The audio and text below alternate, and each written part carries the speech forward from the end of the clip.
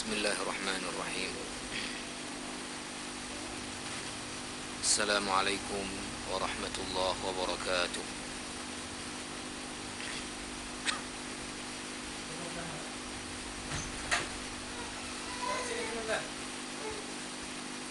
Alhamdulillahi rabbil alamin. Wassalatu wassalamu ala sayyidil mursalin نبينا وحبيبنا وقرة أعيننا محمد وعلى آله وصحبه أجمعين. أما بعد فأوصيني وإياكم جميعا بتقوى الله. اتقوا الله حق تقاته ولا تموتن إلا وأنتم مسلمون وتزودوا فإن خير الزاد التقوى واتقوا الله يا أولي الألباب. Hadirin hadirat sidang jamaah salat maghrib rahimakumullah. Alhamdulillah, kita senantiasa memuji dan bersyukur pada Allah Subhanahu wa taala atas limpahan nikmat, rahmat, karunia-Nya. Terutama yang sangat berharga adalah nikmat hidayah, nikmat iman, nikmat Islam, nikmat sehat dan kelapangan waktu, wabil khusus nikmat kefahaman dan keyakinan akan keutamaan salat fardu di awal waktu berbanding bukan awal waktu, kefahaman dan keyakinan akan keutamaan salat fardu secara berjamaah bagi kita laki-laki daripada salat sendiri-sendiri, kefahaman dan keyakinan akan keutamaan salat fardu di masjid berbanding tempat-tempat yang lain, sehingga kita pada kesempatan maghrib ini sudah tinggalkan sejenak rumah-rumah kita, kedai-kedai kita, aktivitas rutinitas kita untuk kita datang ke masjid ini supaya dapat salat di awal waktu secara berjamaah di rumah Allah Subhanahu wa taala. Alhamdulillah juga kita punya waktu kesempatan untuk kita berniat i'tikaf sambil kita menantikan solat fardu isya, insyaAllah akan kita tunaikan juga secara berjamaah. Hadirin hadirat rahimakumullah, tentunya kita semua turut prihatin dan simpati atas musibah yang menimpa saudara-saudara kita di wilayah Pidijaya dan sebahagian wilayah Birun. Tentunya wujud daripada prihatin dan simpati kita doakan mudah-mudahan mereka-mereka yang telah kembali kepada Allah Subhanahu wa taala dalam musibah ini diampuni dosa-dosanya, diterima amal-amal salehnya, dan ditempatkan di dalam surga Allah Subhanahu wa taala. Amin ya rabbal alamin. Selanjutnya kita doakan juga saudara-saudara kita yang mengalami musibah dan masih menjalani kehidupan yang dalam keadaan sakit. Kita doakan semoga Allah Subhanahu wa taala beri kesembuhan kepada mereka-mereka yang mengalami korban dalam berbagai bentuk. Tentu kita doakan supaya diberi kesabaran dan ketabahan dan kekuatan untuk bangkit dari musibah ini, kemudian tentu dapat mengambil i'tibar dan pelajaran. Mudah-mudahan seluruh kita makin hari makin dekat kepada Allah Subhanahu wa taala, makin hari makin patuh dan tunduk kita kepada perintah-perintah Allah Subhanahu wa taala. Para jamaah sekalian, selain daripada doa, tentu kita barangkali mengikut kemampuan kita masing-masing sudah kita ikut juga membantu dalam bentuk bantuan materi mengikut kepada kemampuan masing-masing kita, sehingga insya Allah yang kita dengar dari informasi di lapangan, para korban gempa ini insya Allah dari sisi logistik, kebutuhan untuk makanan, minuman dan yang lain-lain, alhamdulillah ya, saya dengar di beberapa posko untuk logistik malah sudah menyampaikan sudah cukup ya, sehingga diarahkan kepada pos-pos yang lain di tempat pengungsian, karena kita melihat betapa besar kebersamaan dari umat Islam ini atas penderitaan saudara-saudara kita, sehingga berbagai bantuan datang dari bukan saja dari Aceh ini, dari seluruh Indonesia, bahkan juga kita dengar dari negara-negara luar juga. Singapura sudah mengantarkan juga bantuannya. Bapak Presiden langsung juga sudah datang dan menyampaikan, ya, sebelum beliau datang dan sudah tahu ada musibah di Aceh, beliau mengatakan bahwa Aceh tidak sendiri. Aceh tidak sendiri. Maka beliau langsung mengerahkan ya semua jajarannya untuk segera memberi kontribusi untuk tanggap darurat, dan kita dengar beliau juga sudah mengeluarkan pernyataan untuk membantu rumah-rumah yang rusak mengikut dengan tipe yang ada. Jadi insyaallah para jamaah rahimakumullah, ya, berbagai bantuan juga akan terus mengalir dari saudara-saudara kita. Kami juga para alumni Gontor, kita membuka posko di sana dan kita menggalang bantuan dari teman-teman alumni Gontor seluruh Indonesia dengan dibantu sekarang teknologi media komunikasi ya, sehingga cukup mempercepat informasi ini sampai kepada saudara-saudara kita yang lain. Ya, alhamdulillah juga bantuan dari teman-teman dari berbagai wilayah di Indonesia ini juga sudah mengalir, dan sebahagian besarnya sudah juga kita salurkan kepada korban gempa yang ada di wilayah PD Jaya. Dan insya Allah mungkin akan juga menyusul berbagai bentuk bantuan-bantuan yang lain. Para jamaah rahimakumullah, mungkin saya ya sebelum masuk kepada yang lain, terlebih dahulu saya ingin bacakan beberapa hadis Nabi SAW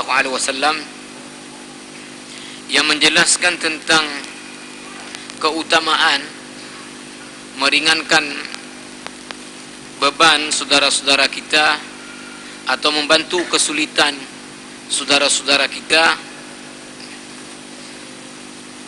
Di dalam hadis riwayat Imam Muslim yang akan saya baca berikut ini, Rasulullah sallallahu alaihi wasallam bersabda, "Man naffasa an mu'minin kurbatan min kurabid dunya, naffasallahu anhu kurbatan min kurabi yaumil qiyamah." Barang siapa yang menyelesaikan satu kesulitan dari berbagai kesulitan seorang mukmin di dunia, dari satu saja kesulitan orang mukmin kita bantu dalam kehidupan dunia ini, maka Allah akan menyelesaikan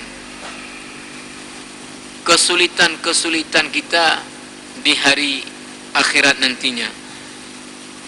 Wa man yassara ala mu'sirin yassarallahu alaihi fid dunya wal akhirah. siapa yang memberi kemudahan kepada saudaranya yang dalam kesulitan. Ini kan maknanya luas sekali. Memberi kemudahan terhadap saudara kita yang dalam kesulitan. Ini kan sangat luas maknanya, karena juga ruang lingkup kesulitan juga luas. Maka apapun kemudahan yang kita beri untuk mengurangi kesulitan saudara kita, maka Allah Subhanahu wa taala akan mudahkan urusan kita di dunia dan di akhirat. Kita mudahkan urusan orang di dunia, tapi Allah mudahkan urusan kita dunia akhirat. Double. Kita hanya mudahkan kesulitan orang di dunia, tapi Allah mudahkan kesulitan kita dunia dan akhirat. Wa man satara musliman satarahallahu fid dunya wal akhirah. Barang siapa yang menutup aib saudaranya yang muslim di dunia ini, maka Allah Subhanahu wa taala akan tutup aibnya di dunia dan di akhirat. Wallahu fi aunil 'abdi ma kana al-'abdu fi auni akhihi. Ini yang lebih dikunci lagi.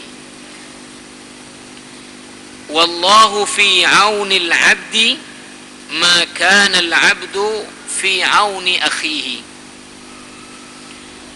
Allah senantiasa dalam membantu seorang hamba selama hamba itu dalam membantu saudaranya yang lain. Jadi Allah akan membantu seorang hamba selama hamba itu membantu saudaranya yang lain. Hadis ini riwayat Imam Muslim. Di dalam hadis yang lain, Rasulullah sallallahu alaihi wasallam bersabda, ini rawahunya Bukhari dan Muslim, al-muslimu akhul muslim, la yadhlimhu wa la yuslimhu. Seorang muslim itu saudara bagi muslim yang lain, maka tidak boleh dia menzaliminya, dan tidak boleh juga menyerahkan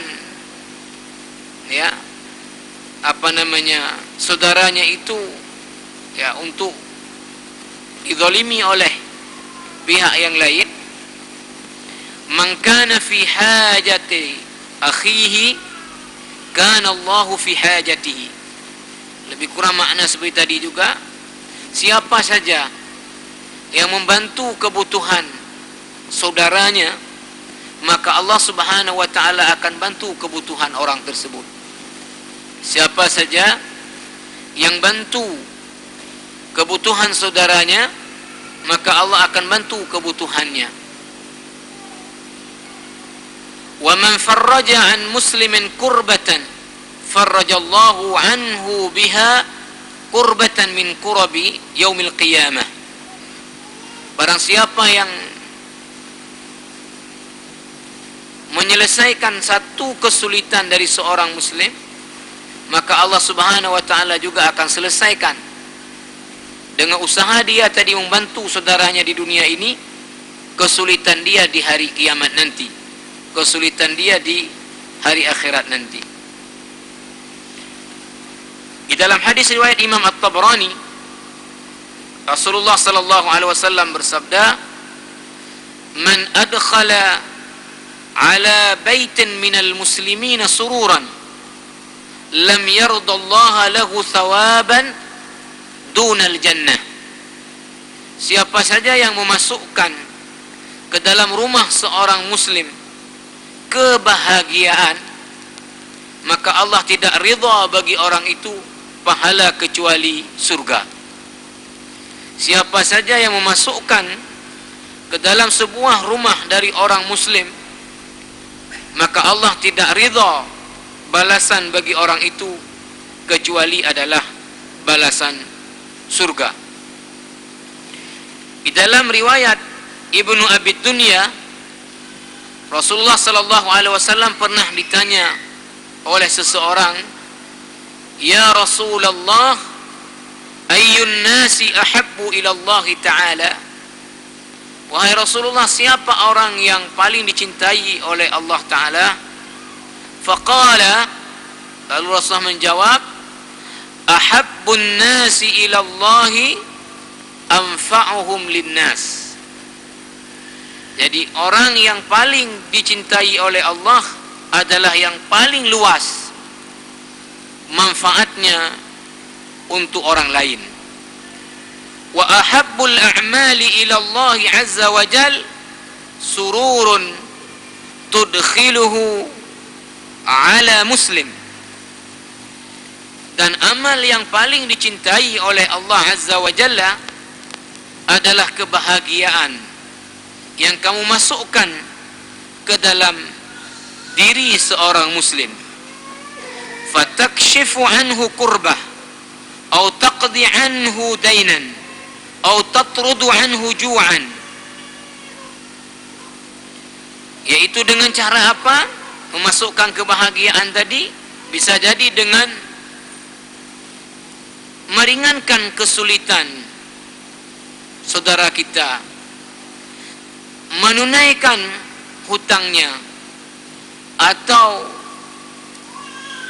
menghilangkan kelaparannya. Wali an amshiya ma akhi fi hajatin ahabbu ilayya min an a'takifa fi hadha al-masjid syahran, yakni Masjid Nabawi. Jadi Nabi SAW kemudian mengatakan, saya pergi untuk membantu kebutuhan seseorang lebih saya cintai daripada saya beriktikaf di masjid ini, yaitu Masjid Nabawi, selama 1 bulan. Pergi keluar untuk membantu satu kebutuhan orang yang membutuhkan bantuan, kata Nabi, lebih aku cintai daripada aku beriktikaf di masjid ini selama 1 bulan. Maka jamaah rahimakumullah, di dalam hadis riwayat Imam At-Tabrani diriwayatkan bahwa kana Ibnu Abbas radhiyallahu anhuma mu'takifan fi Masjidil Madinah, faja'a rajulun yasta'inu bihi fi hajah fakharaja ma'ah. Diriwayatkan dalam riwayat Imam At-Tabrani ini bahwa Ibnu Abbas, sahabat Nabi yang juga banyak meriwayatkan hadis selain Abu Hurairah, yang banyak meriwayatkan hadis di peringkat kedua adalah Ibnu Abbas, kemudian Anas bin Malik. Ibnu Abbas pernah suatu hari sedang beriktikaf di dalam Masjid Nabawi, lalu datang seseorang minta tolong kepada Ibnu Abbas yang sedang iktikaf. Ibnu Abbas sedang iktikaf di dalam Masjid Nabawi, datang seseorang, ada kebutuhan, ada keperluan, minta bantu kepada Ibnu Abbas. Fa kharaja ma'ahu. Ibnu Abbas kemudian memotong iktikafnya, meninggalkan iktikaf, pergi membantu orang yang minta tolong kepadanya. Wa qala, Ibnu Abbas kemudian mengatakan, sami'tu sahiba hadzal qabri sallallahu alaihi wasallam yaqul, saya sudah mendengar orang yang dalam kuburan ini, yaitu Rasulullah sallallahu alaihi wasallam, ditunjuk ke kuburan Rasulullah sallallahu alaihi wasallam. Rasulullah sallallahu alaihi wasallam bersabda, yang sabdanya kata Ibnu Abbas, aku telah dengar orang dalam kuburan ini bersabda, man masya fi hajati akhihi kana khairan lahu min i'tikafi 10 sinin. Jadi kalau Nabi mengatakan, aku lebih mencintai untuk pergi membantu hajat seseorang daripada aku i'tikaf di masjid ini 1 bulan penuh. Tapi Ibnu Abbas malah mengatakan ketika sedang beriktikaf di masjid datang orang minta tolong, maka Ibnu Abbas potong iktikafnya, keluar pergi membantu orang yang minta tolong ini. Seraya Ibnu Abbas mengatakan, aku telah mendengar sahib hadzal qabr, orang yang dalam kuburan ini, Nabi sallallahu alaihi wasallam bersabda, siapa yang berjalan untuk menunaikan hajat saudaranya, lebih baik baginya daripada i'tikaf 10 sinin, 10 tahun. Lebih baik daripada i'tikaf 10 sinin, 10 tahun. Tadi Nabi mengatakan 1 bulan. Ibnu Abbas mengatakan bahawa Nabi pernah bersabda, dan Ibnu Abbas yang dengar langsung. Dalam riwayat Imam At-Tabrani ini, bahawa Nabi mengatakan membantu orang yang ada hajat untuk kita tunaikan hajatnya lebih baik daripada i'tikaf 10 tahun. Lebih baik daripada i'tikaf 10 tahun. Ini jamaah rahimakumullah,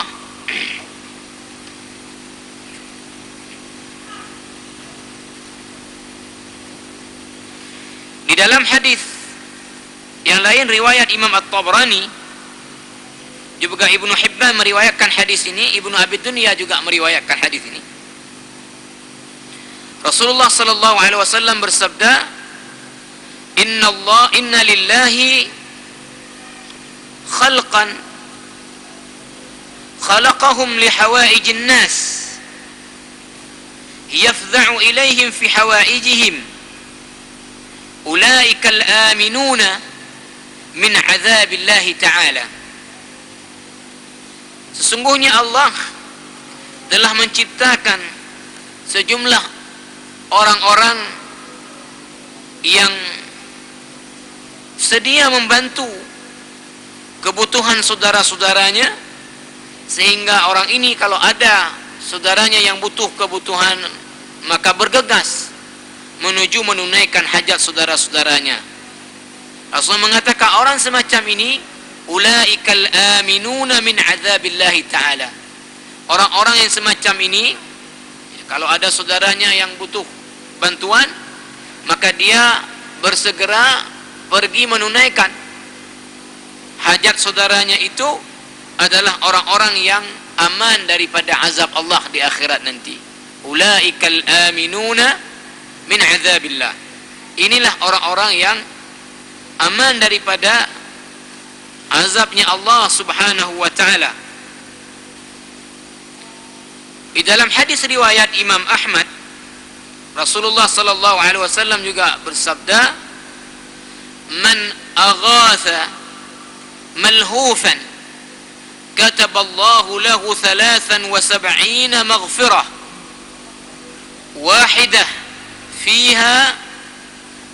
wahidah minha salahu amrihi kullihi wasnatani wa sab'una lahu darajat yaumal qiyamah.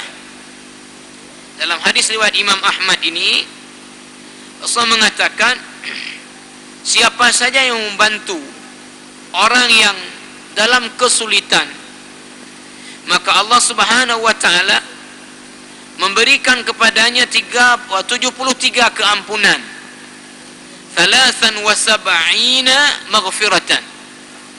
Allah berikan kepadanya 73 keampunan. Wahidah minha, satu saja dari 73 keampunan itu, salahu amrihi kullihi, menjadilah urusan-urusannya itu menjadi baik. Sementara 72 lagi menjadi derajatnya nanti di hari akhirat. Menjadi derajatnya nanti di hari akhirat. Ini jamaah rahimakumullah, beberapa hadis Nabi sallallahu alaihi wasallam dan tentu masih banyak lagi yang menjelaskan tentang keutamaan bagaimana kita membantu meringankan beban saudara-saudara kita yang dalam keadaan musibah. Dan insyaallah berbagai masjid kita dengar sudah menggalang bantuan, juga adik-adik mahasiswa kita lihat di jalan juga menggalang bantuan, kemudian juga organisasi dan lembaga-lembaga juga menggalang bantuan. Mungkin kita sebut tadi kalau yang bentuknya logistik barangkali insyaallah lah saudara-saudara kita sangat terbantu. Tapi mungkin yang setelah ini kalau kita lihat dari data rumah-rumah yang sangat banyak kerusakannya, lebih daripada 11.000 rumah, dan Bapak Presiden sudah menyampaikan memberi bantuan kepada rumah-rumah yang rusak ini. Tapi kita pikir barangkali juga belum mengcover mungkin untuk kemudian rumah menjadi utuh sebagaimana sebelumnya. Jamaah rahimakumullah, selanjutnya mungkin sedikit kita masuk kepada bahwa kalau musibah di dunia ini ya, itu seberapa parah pun, itu tetap ada kemungkinan untuk dibantu dan meminta bantuan. Sehingga kita lihat saudara-saudara kita yang musibah di Pidijaya dan sebahagian Birun ini, yang mungkin patah-patah tulang, ya sudah datang dokter ya ortopedik untuk kemudian melakukan operasi. Yang luka-luka juga sudah ada tim medisnya, yang perlu darah sudah ada yang mendonorkan darahnya, PMI juga langsung bergerak. Yang butuh sekarang kita dengar ini banyak nyamuk karena tidur di luar rumah, kelembu dah banyak juga yang kirim kelembu. Sehingga di dunia ini butuh apa? Insya Allah ada NGO, ada pemerintah, ada banyak pihak lah.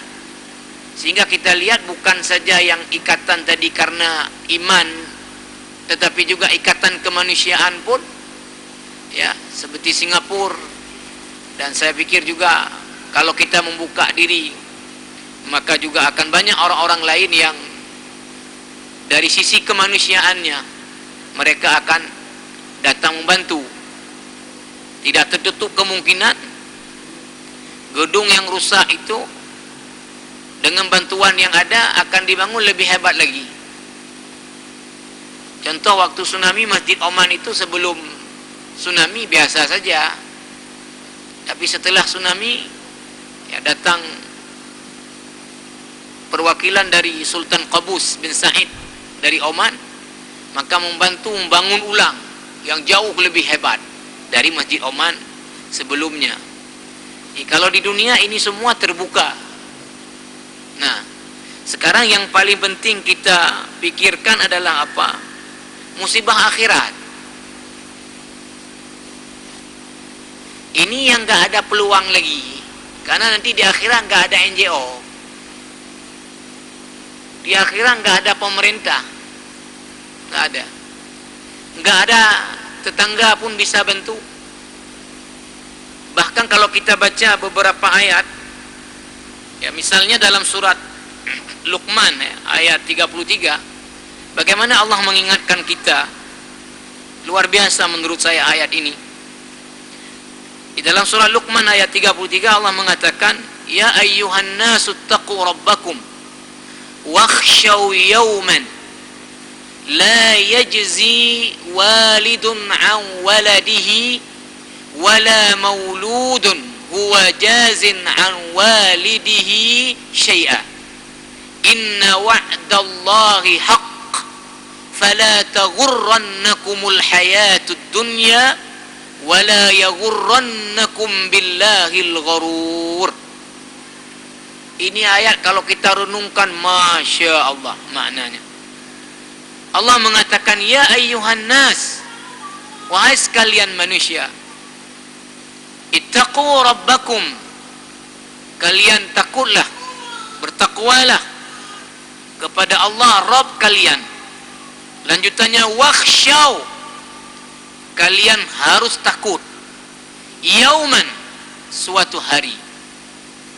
Kalian semua harus takut kepada suatu hari.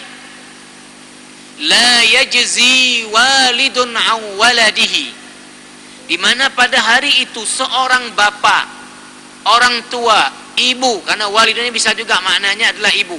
Seorang bapa, seorang ibu tidak bisa bantu sedikit pun anaknya.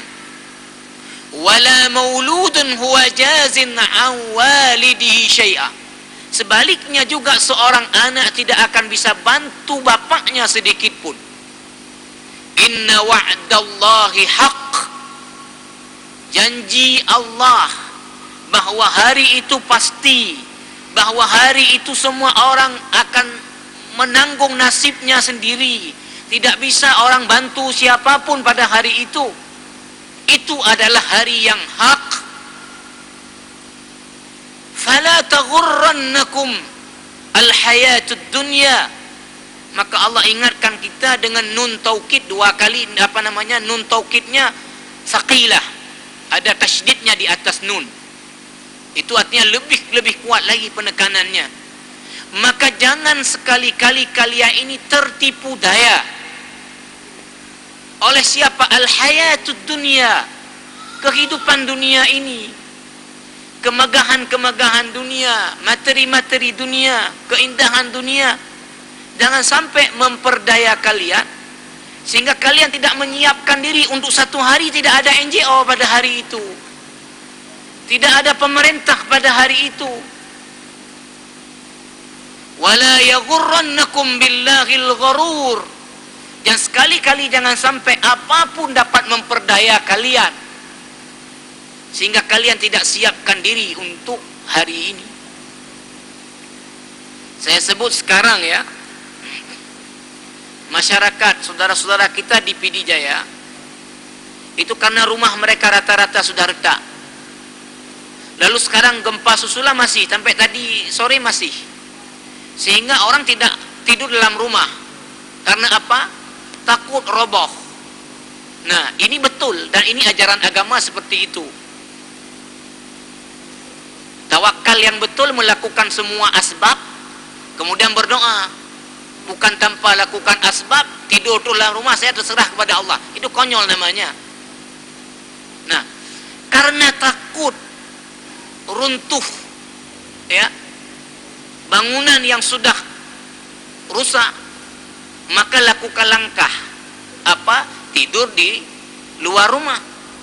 Nah, sekarang Allah minta kita untuk takut satu hari di mana pada hari itu orang tua enggak bisa bantu anaknya, anak enggak bisa bantu orang tuanya, apalagi tetangga, apalagi NGO, apalagi enggak ada pemerintah, enggak ada kecil, enggak ada.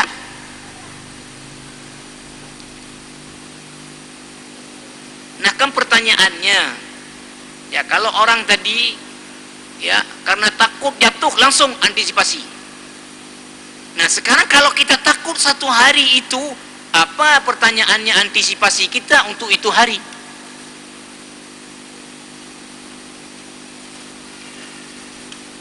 Nah, kalau di dunia ini saya sebut tadi kan, saudara-saudara kita karena enggak tidur dalam rumah, tidur di luar, maka butuh apa? Kelembu, jamu.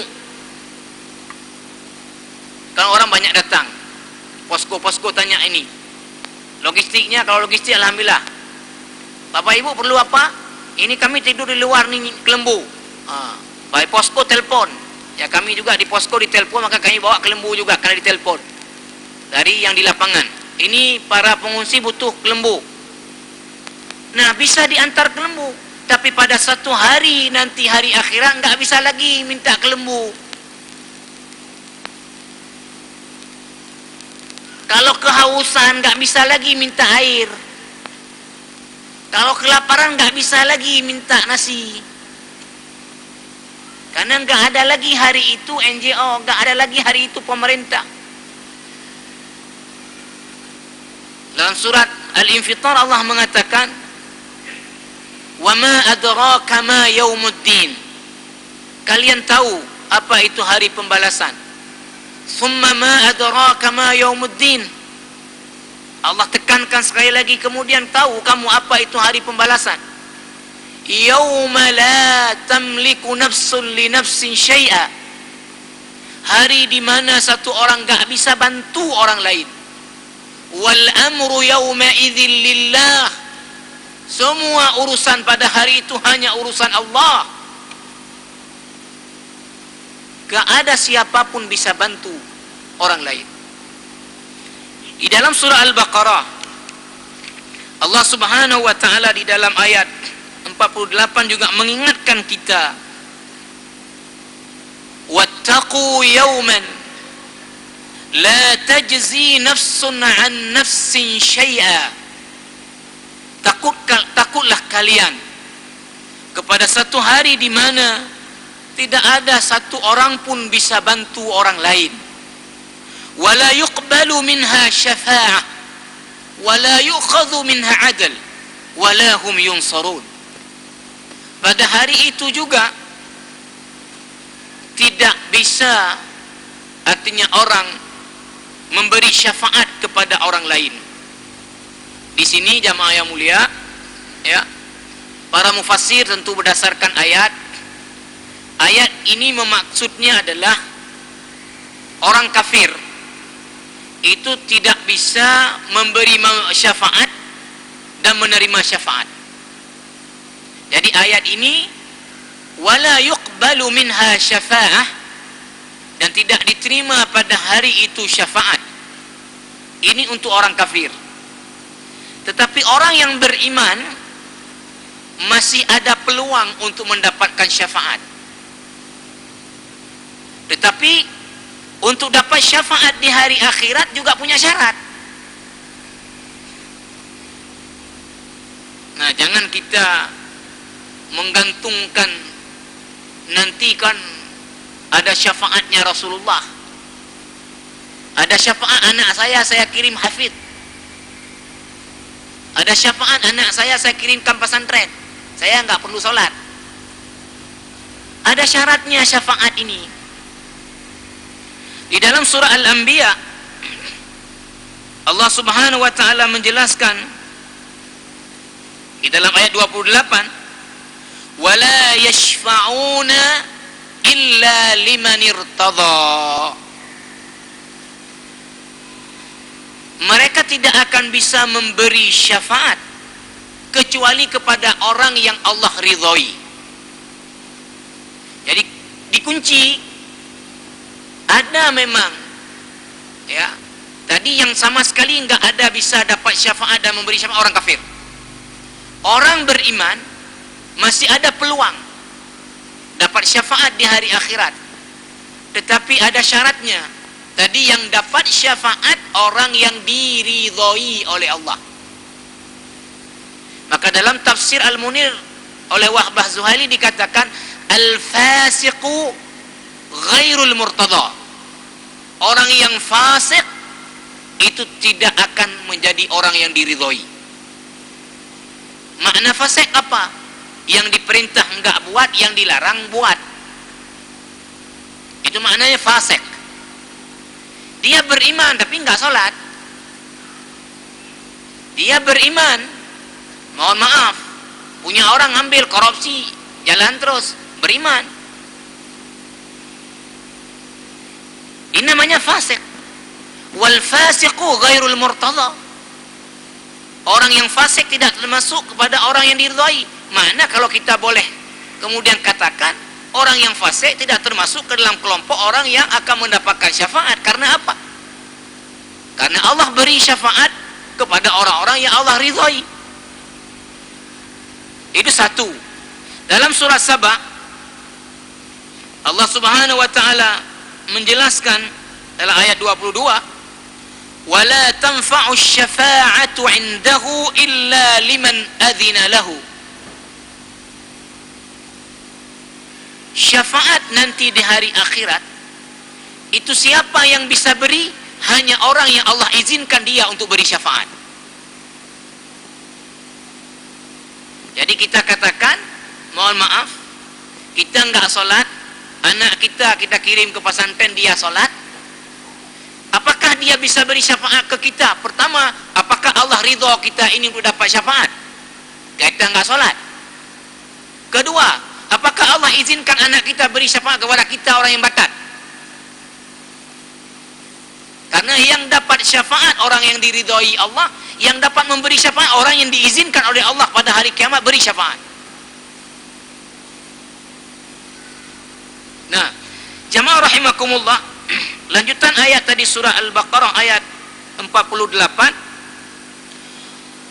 wala yu'khadhu minha 'adl, dan pada hari itu tidak akan bisa berlaku tebusan. Tidak bisa pada hari itu pakai tebusan. Kalau di dunia ini ada peluang orang yang enggak bayar pajak atau bayar pajak enggak betul, jatahnya sekian M, bayarnya sekian M, maka pemerintah buat program namanya tax amnesty, pengampunan pajak. Yang enggak bayar pajak, pengusaha diberi peluang untuk tebus. Yang enggak betul bayar pajak selama ini diberi peluang untuk tebus. Kalau kita lihat orang-orang yang dihukum misalnya karena korupsi juga, itu biasanya divonis sekian tahun penjara, ya, dengan membayar denda sekian miliar, subsidiar sekian bulan kurungan. Maknanya adalah ada peluang dia tebus, sehingga tidak ditambah kurungan. Ini di akhirat enggak berlaku. Di akhirat tidak berlaku tebusan. Walahum yunsarun, dan pada hari itu tidak akan dibantu. Tidak akan dibantu. Di dalam surat Ghafir ayat 52, Allah mengatakan, yauma la yanfa'u adh-dhalimina ma'ziratuhum walahumul la'natu walahum su'ud dar. Pada hari di mana orang-orang yang zalim di dunia ini zalim, la yanfa'u adh-dhalimina ma'ziratuhum, enggak ada manfaat lagi minta ampun. Enggak ada lagi di sana namanya sin amnesty, pengampunan dosa. Ampun dosa sebelum mati. Kalau di akhirat nanti tidak ada program sins amnesty seperti tax amnesty sekarang. Enggak ada. Jadi orang-orang yang zalim tidak ada lagi kesempatan minta ampunan. Walahumul la'nah, yang ada pada hari itu adalah laknat. Walahum su'ud dar, bagi mereka tempat kembali yang jelek, yaitu ke dalam neraka. Ini jamaah rahimakumullah. Di dalam surah Al-Baqarah ayat 281 Allah juga mengingatkan kita, wattaqu yawman turja'una fihi ila Allah thumma tuwaffa kullu nafsin ma kasabat wa hum la yuzlamun. Takutlah kalian kepada satu hari di mana kalian semua akan dikembalikan pada hari itu kepada Allah, dan kemudian setiap orang akan diberi balasan sesuai dengan amalnya, dan mereka tidak akan dizolimi sedikit pun, karena pembalasannya akan diberi sesuai dengan apa yang mereka buat. Maka oleh karena itu jamaah rahimakumullah, dalam surah An-Najm ayat 38-39, alla taziru waziratun wizra ukhra wa an laysa lil insani illa ma sa'a. Dosa seseorang tidak akan bisa dipikul orang lain pada hari akhirat. Wa an laysa lil insani illa ma sa'a. Setiap orang akan peroleh apa yang sudah dia buat masa hidupnya. Mohon maaf, orang kita suka sekali, ya, menggantungkan kepada orang lain. Kita sepakat katakanlah berdiri pada pendapat bahwa mengirimkan pahala lewat sedekah itu sampai, kita sepakat. Tetapi kenapa kemudian kita tidak masa hidup kita sendiri bersedekah?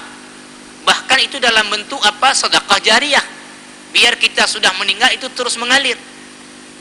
Kita waktu hidup pelit, giliran mau meninggal bilang, itu tolong kenduri panggil anak yatim. Itu harta saya jangan bagi semua, yang itu nanti jual buat kenduri. Nah ini jamaah rahimakumullah. Jadi musibah sebesar apapun di dunia masih ada peluang untuk minta tolong dan kemudian dibantu.